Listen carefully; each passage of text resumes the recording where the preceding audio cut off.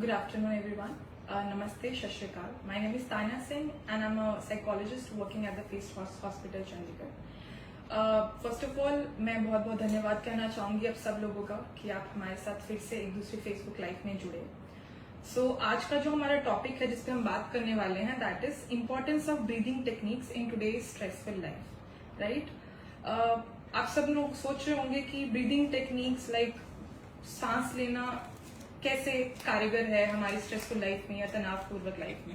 Right, but I will tell you how it is important, right? Why we have to have breathing techniques या फिर हम सांस एक तरीके से लें तो वो कैसे कारगर है हमारे तनावपूर्वक लाइफ में। राइट, हम इस लाइफ को 2 पार्ट्स में डिवाइड करेंगे।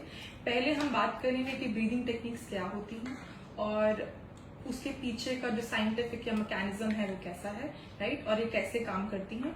और दूसरी बात करेंगे जहां पे मैं आपको डेमोन्स्ट्रेट करूंगी कि 2 टेक्निक्स जो मैं आपको बताऊंगी कि वो कैसे की जाएगी और आप उसे कैसे यूटिलाइज और यूज कर सकते हैं। राइट, सबसे पहले हम बात करेंगे कि ब्रीदिंग टेक्निक्स होती क्या है।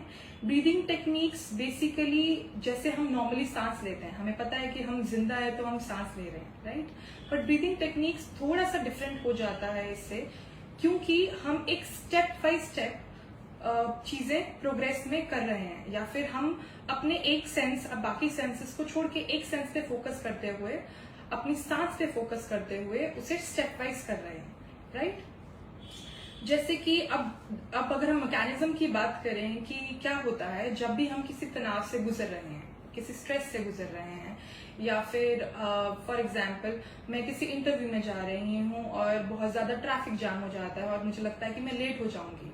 राइट, और या फिर मुझे लगता है कि मैं कोई एग्जाम देने वाली हूँ और मैं बीमार हो जाऊंगी और उस बीमार होने की वजह से मैं इतने सालों से जिस एग्जाम की तैयारी कर रही हूँ वो खराब हो जाएगा, या फिर मेरे घर में कोई मेडिकल इमरजेंसी आ जाती है। तो ये छोटी छोटी चीजें हैं, बट ये छोटी छोटी चीजें हमारी बॉडी में हमारा जो सिस्टम है जिसको हम सिंपैथेटिक नर्वस सिस्टम कहते हैं उसको एक्टिवेट करता है। जब हमारा सिंपैथेटिक नर्वस सिस्टम एक्टिवेट होता है तो हम अक्सर सिम्टम्स जैसे कि हमारी हार्ट बीट बढ़ जाती है, हमारे बीपी में फ्लक्चुएशन आ जाती है, राइट, या फिर हमारे जो स्वेट ग्लैंड्स है वो ज्यादा हम पसीना सिक्रीट होना शुरू हो जाता है या पसीना आना शुरू हो जाता है। और उसमें एक और सिम्टम जो एडअप होता है वो है कि हमारी सांस फूल जाती है या फिर हम सांस ऐसे करके लेते हैं। राइट, तो इस पॉइंट ऑफ टाइम पे क्या होता है कि जब हमारी बॉडी ऑटोमेटिकली रिलैक्स भी होती है, कूल डाउन भी होती है, और जो सिस्टम एक्टिवेट होता है उसको हम बोलते हैं पैरासिम्पैथेटिक नर्वस सिस्टम। बट इस सिस्टम के एक्टिवेट होने की वजह से क्या होता है कि हम रिलैक्स तो हो जाते हैं, बट जो हमारा रिसोर्सेज है हमारी बॉडी वो यूटिलाइज करती है।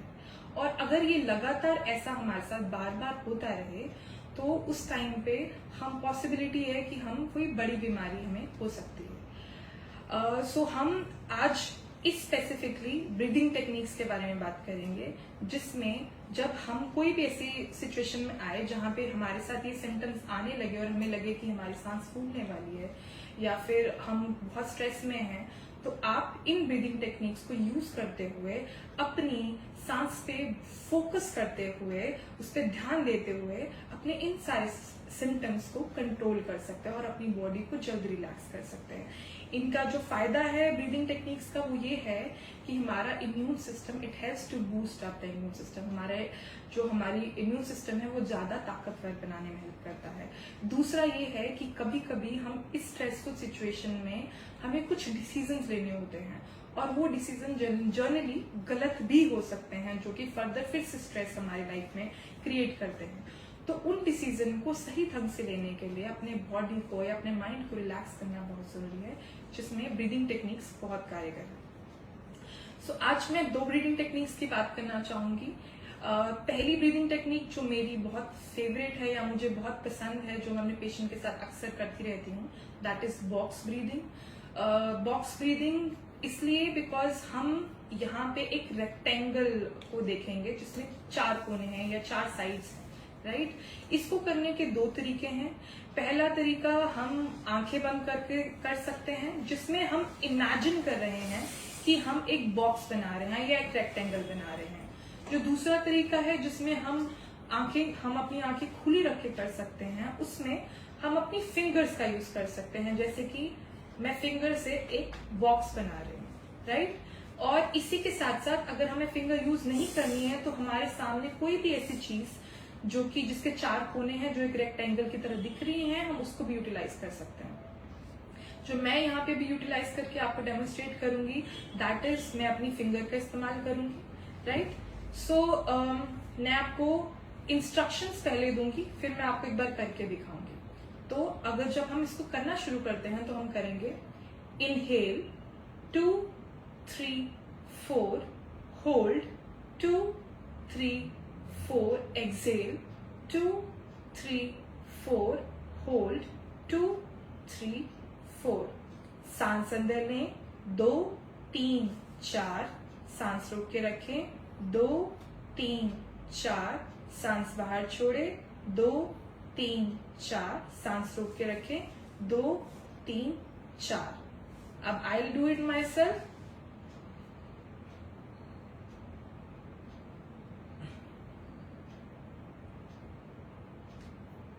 ओके, सो अभी बॉक्स ब्रीदिंग में जैसे कि हमने अभी ये जो किया, आप इसको 3 तरीकों से कर सकते हो जो मैंने आपको बताया, राइट।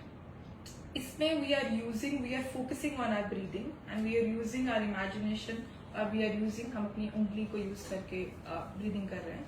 जो दूसरी ब्रीदिंग है, ब्रीदिंग टेक्निक है, जो कि है डायफ्रामेटिक ब्रीदिंग, जिसमें डायफ्राम जो कि हमारा मसल है जो हमें ब्रीदिंग में हेल्प करता है, जिसको हम बोलते हैं, हिंदी में बोल सकते हैं मांसपेशी है, जो हमारी सांस लेने में कारगर है या हेल्प करता है अच्छे से। अगर हम इस वाली ब्रीदिंग टेक्निक को यूज करते हैं, इसका एक और फायदा है कि it helps us to make our lungs more stronger, right. जो इसको करने का तरीका है वो ये है कि पहले हम अपने दोनों हाथ लेकर अपने पेट के ऊपर रखेंगे, और जब हम सांस लेंगे अंदर तो हम देखेंगे कि हमारा पेट बाहर आ रहा है या हमारा पेट फूल रहा है, और जब हम सांस छोड़ेंगे तो यही पेट अंदर जाएगा। अब आपको एक चीज का ध्यान जिसमें इसमें रखना है कि जब हम सांस छोड़ रहे हैं तो हमें अपने नाक से सांस नहीं छोड़नी है, हमें अपने मुंह से सांस छोड़नी है। जब हम मुंह से सांस छोड़ने की बात कर रहे हैं तो हमें सांस ऐसे करके नहीं छोड़नी है, हमें सांस छोड़नी है जैसे कि हम अक्सर बर्थडे पे कैंडल्स को ब्लो करते हैं। सो इसको करने के लिए फर्स्ट जब हम इनहेल करेंगे, will do it for 4 seconds, right. जब हम एक्सहेल कर रहे हैं, सांस बाहर छोड़ रहे हैं, तो हम उसको थोड़े लंबे सेकेंड्स के लिए रखेंगे। शुरू में अगर आप पहली बार कर रहे हैं तो आप इसको 6 सेकेंड भी रख सकते हैं, और धीरे धीरे करके आप उसको 8 या 10 तक भी बढ़ा सकते हैं, राइट। जैसे कि जब मैं 1 2 3 4 बोलूंगी तब आपने इनहेल करना है और अपने स्टमक को फुलाना है। जब आप एक्सहेल कर रहे हैं तब आपने करके एक्सहेल करना है। तो मैं एक बार आपको करके दिखाऊंगी।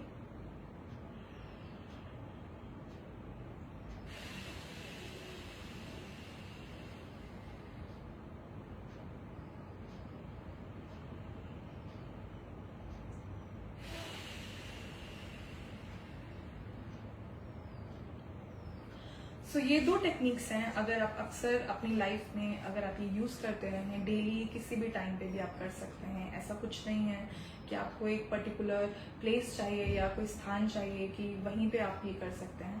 आप इसको किसी भी टाइम किसी भी जगह कर सकते हैं, और आई वुड से कि अगर आप ये और लोगों को भी बताएंगे टेक्निक्स तो ये उनके लिए भी हेल्पफुल है, right. And thank you so much again कि आप हमारे साथ फेसबुक लाइव पे जुड़े, राइट। हम चाहते हैं, अगर आई जस्ट वॉन्टेड टू से मोर इज दैट कि अगर आपको लगता है कि आपको ये प्रॉब्लम ब्रीदिंग टेक्निक्स आप यूज कर रहे हैं बट फिर भी देयर आर सर्टेन थिंग्स की और ये प्रॉब्लम एक्सटेंड हो रही है या कुछ हेल्प नहीं आउट कर रहा है, देन मैं चाहूंगी कि आप एक प्रोफेशनल या डॉक्टर की सलाह लें। आप हमारे पास फेथ हॉस्पिटल पे भी विजिट कर सकते हैं, जिसका एड्रेस आपको गूगल पे मिल जाएगा, राइट। एंड अगर आप चाहते हैं कि हम किसी और टॉपिक्स पे जो आप चाहते हैं जिस पे हम बात करें, तो आप हमारे कमेंट सेक्शन पे भी डाल सकते हैं। And again thank you so much. I hope that you all stay healthy.